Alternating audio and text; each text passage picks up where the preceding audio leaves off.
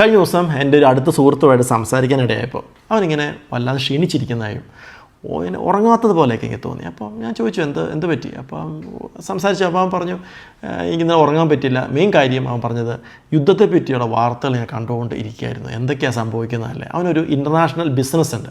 അപ്പോൾ അവൻ്റെ ബിസിനസ്സിനെ ബാധിക്കുമോ ഈ യുദ്ധങ്ങളൊക്കെ എന്നൊക്കെയുള്ള വറി അവന് ഭയങ്കരമായിട്ടുണ്ട്. ഒരു വേൾഡ് വാർ വരുമോ അതൊക്കെ ഓർത്തിട്ട് അവന് ഉറക്കം വന്നില്ല. അവനിങ്ങനെ കണ്ടുകൊണ്ടിരിക്കുകയായിരുന്നു തുടർച്ചയായിട്ട്.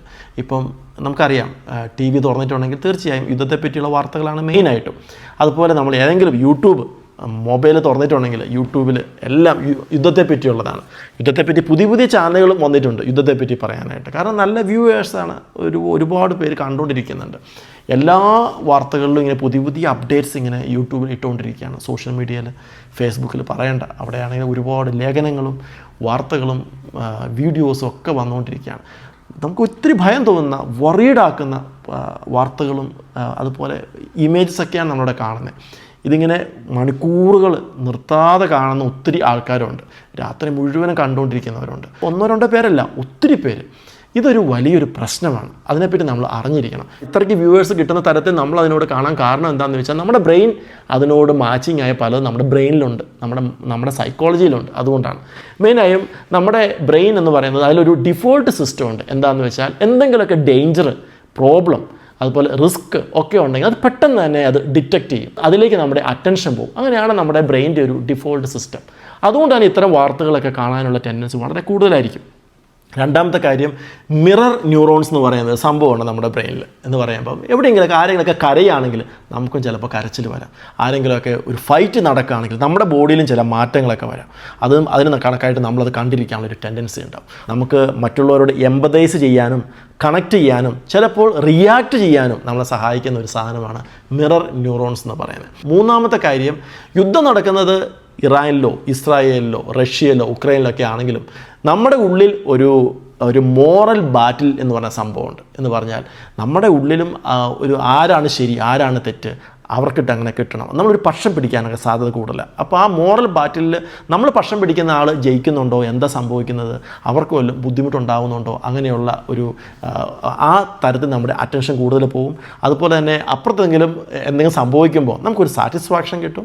അപ്പോൾ ശരി തെറ്റ് നമ്മുടെ അഭിപ്രായം അതിനെപ്പറ്റിയൊക്കെയുള്ള നമ്മുടെ ധാരണയ്ക്ക് അനുസരിച്ചിട്ടാണോ കാര്യങ്ങൾ പോകുന്നത്, ഇങ്ങനെയൊക്കെയുള്ള ഒരു മോറൽ ബാറ്റിൽ നമ്മുടെ ഉള്ളിൽ സംഭവിക്കുന്നുണ്ട്.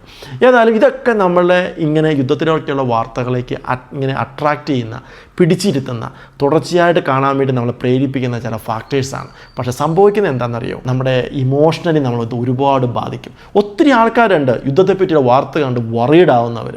ലോകാവസാനം ഉണ്ടാവുമോ, 3ാം ലോകമഹായുദ്ധം ഉണ്ടാവുമോ എന്നൊക്കെ പേടിക്കുന്ന ഒത്തിരി ആൾക്കാരുണ്ട്.